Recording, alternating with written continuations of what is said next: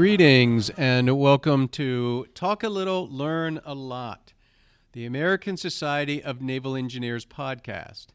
I am your host, Stephen Phillips. In this podcast, we talk a little and learn a lot about naval engineering while inspiring the next generation of STEM professionals. Today, I'm joined by Mr. Phil Laczner from PEO IWS, the RCO team, the Rapid Capability Office, to discuss a panel that happened at the Naval Science and Technology Symposium, the Combat Systems Symposium, entitled Rapid Capability Update, Getting Innovation to Sea Case Study for Counter-UAS Prototyping. At the Combat Systems Symposium, we're considering real-world operations and conflicts in both Eastern Europe and the Middle East. During the symposium, participants will delve into our offensive and defensive weapons that have been used or may be called into service, tactics used to employ those weapons, and how we maintain and sustain those weapons to ensure they are available when needed. The symposium will also look at future weapons capabilities from both the benefits and challenge perspective. Phil, thanks for joining me on the podcast. I'm looking forward to this discussion. Yeah, great to be here. Thank you. Phil, how about if we start with you introduce yourself to the Talk a Little, Learn a Lot audience? Yeah, so Phil Laczner, currently working with the PEO IWS Rapid Capability Office.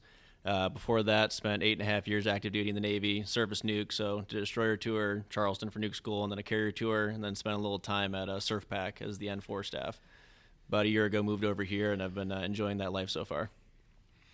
Well, presumably everybody who's at this event has a passion for naval engineering. Can you tell me when you first discovered that you had an affinity for naval engineering? Mechanical engineer background. So out of college, mechanical engineer, kind of got wrapped into the Navy nuclear program, kind of combines warfighter, engineering, put it all together into one package, and that kind of grabbed my initial Navy to engineering crossover.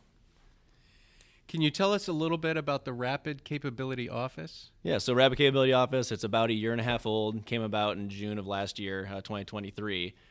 So we fall under Admiral Dickinson as IWS. We're our own echelon, so IWS-C is our code name, and we support the other IWSs. So be it IWS-1 with above water, Aegis side, currently IWS-11 for the counter-UAS project, or anyone else that needs help getting things rapidly to the fleet, we kind of jump in and support them in that process.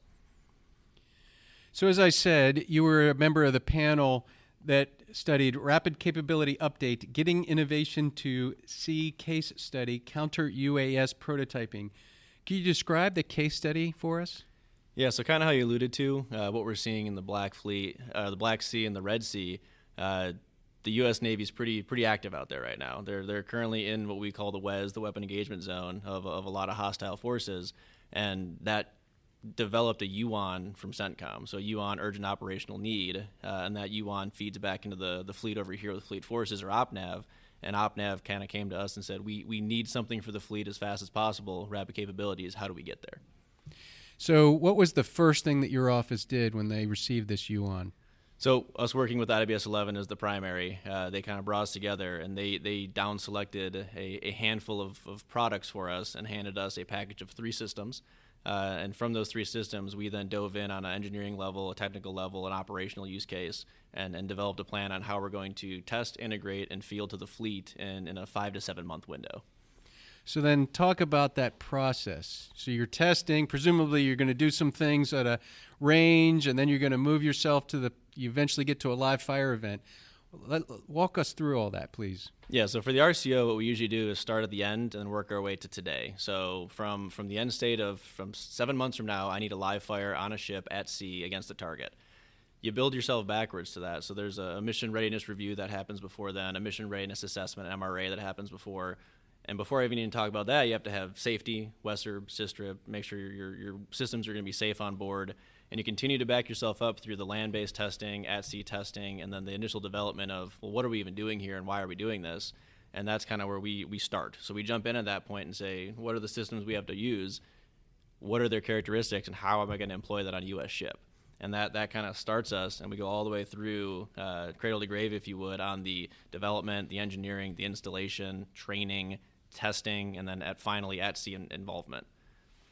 I want to unpack the acronym word salad, of course. Absolutely. I know what most of those meant, but so walk me through those. Walk me through MRR, WESRB, etc. Yeah, so MRR, that's the closest to the day. It's usually 24 hours before you go to live fire.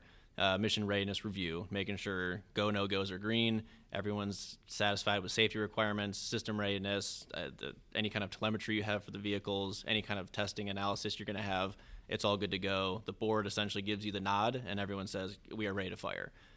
A little bit before that, mission readiness assessment, it's effectively a walkthrough, just making sure the board is fully aware of what we're doing, questions are asked, and everyone's on the same page before we walk into that.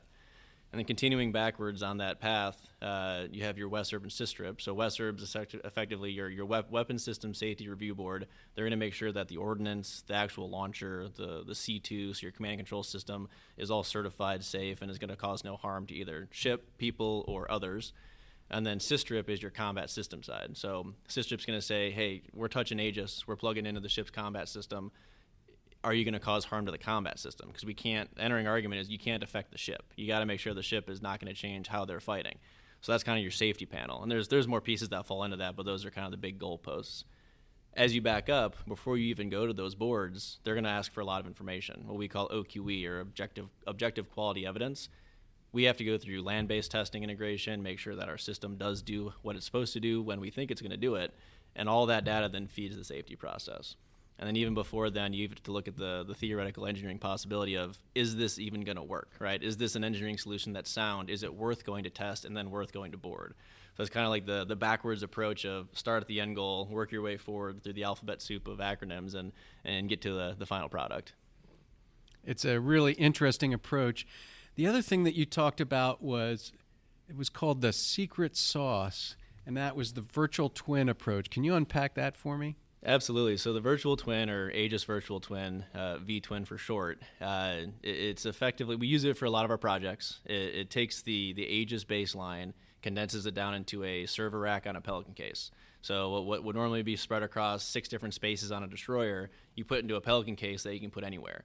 And then after you put it on the ship, you can load anything you want to it, be it the command and control for a new missile system, integration into that combat suite to bring new capabilities to the destroyer at a rapid pace, and the whole gambit of that. And it allows us to move extremely fast. The agility for it to iterate and change and grow is almost limitless until your hard drive goes full, and then you just get another hard drive. So now let's talk about the sea trials themselves. You started with a number of systems. You've whittled them down. You've gone through the process. You're ready to go to sea to do a test event. What happens? Yep, so initial target was June. So got our initial take in February, said, hey, let's get to sea at June, go do a live fire. Like you mentioned, we got through the engineering feat, got through safety, went through our board. Go, no-goes were all green, so we're sitting on range, ready to fire. And kind of the last thing you do is range clearance. And what do we have this nice June afternoon is a blue marlin fishing tournament. So we went from being ready to fire to 5 days straight of fishermen out there catching good fish and not caring about the Coast Guard because, well, they're catching good fish. So we kind of took that and then had to pivot to another date down in August. So took all the good news we had, effectively went through our safety checks about 2 months later, no fishing tournament this time, and then went on a live fire, had 10 rounds off the rail, and had a pretty effective event for 3 novel missile systems. Well, that sounds like a good day. Congratulations, then, on getting this system rapidly turned around from a UON to something that's ready to go to the fleet. Absolutely. Thank you. Well, thank you again, Phil Laczner from the Rapid Capability Office, for taking this time during the Naval Science and Technology Symposium to talk about this panel, Rapid Capability Update, Getting Innovation to Sea Case Study. I hope that we can have you again sometime, Phil, on Talk a Little, Learn a Lot, the podcast of the American Society of Naval Engineers. Thank you.